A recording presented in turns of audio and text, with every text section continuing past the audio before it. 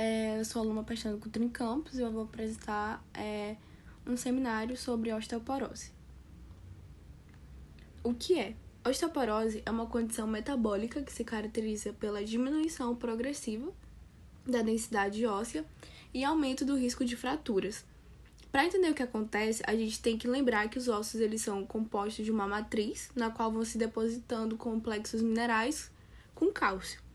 Outra característica importante é que eles estão em constante processo de renovação, já que eles são formados por osteoclastos, que são encarregados de reabsorver as áreas envelhecidas, e pelos osteoblastos, que têm a função de produzir ossos novos.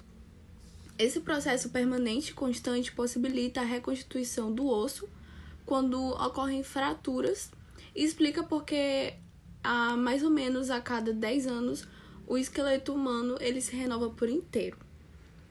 Com o tempo, porém, a absorção das células velhas aumenta e a de formação de novas células ósseas diminui.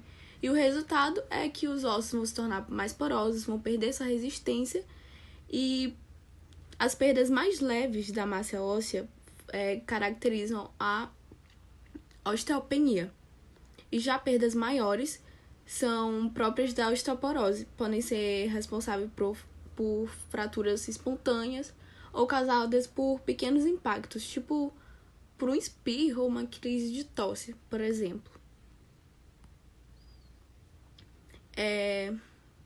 Agora sobre a causa e fatores de risco.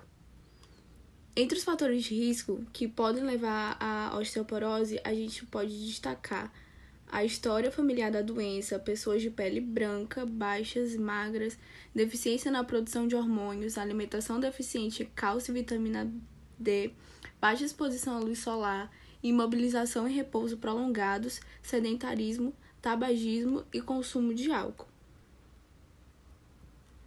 Agora sobre os sintomas.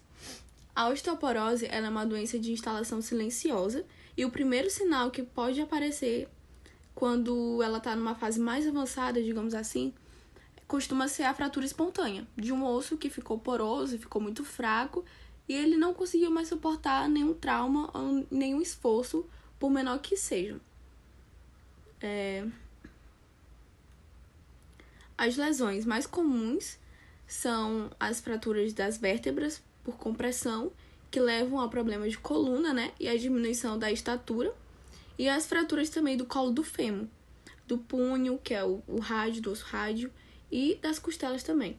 Nas fases em que ela se manifesta, a dor ela está diretamente associada ao local que ocorreu a fratura ou desgaste ósseo. Aí sobre o diagnóstico. A densitometria óssea por raio-x é um exame não invasivo fundamental para o diagnóstico da osteoporose, porque ele possibilita medir a densidade mineral do osso na coluna lombar e no fêmur para comparar com os valores de referência pré-estabelecidos. E aí os resultados eles são classificados em 3 faixas de densidade decrescente. No caso normal, osteopenia e osteoporose. Aí sobre a prevenção, como até os 20 anos, quase 100% do esqueleto humano já está pronto, as medidas de prevenção contra a osteoporose devem ser tomadas desde a infância, e especialmente na adolescência para garantir a formação da maior massa óssea possível. Então, para isso, é preciso pôr em prática 3 medidas básicas, que é ingerir cálcio, tomar sol para fixar a vitamina D no organismo e fazer exercícios físicos. Na verdade, acaba que essas regras elas devem ser mantidas durante a vida toda, né? Não só na adolescência.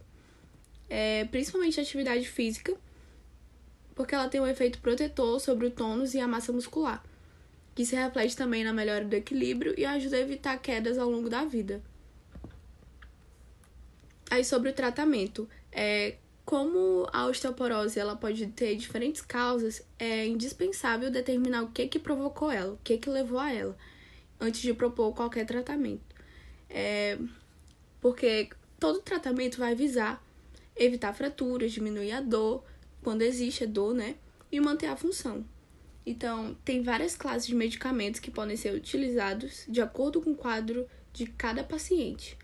Aí a gente tem os hormônios sexuais, a gente tem os bisfosfonatos, que é o grupo que inclui diversas drogas. O mais comum é o alendronato. A gente tem os modeladores de receptores de estrogênio e a calcitonina de salmão.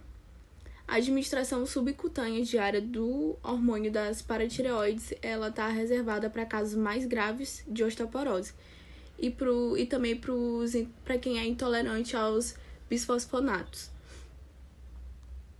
Aí que tá as referências e é isso.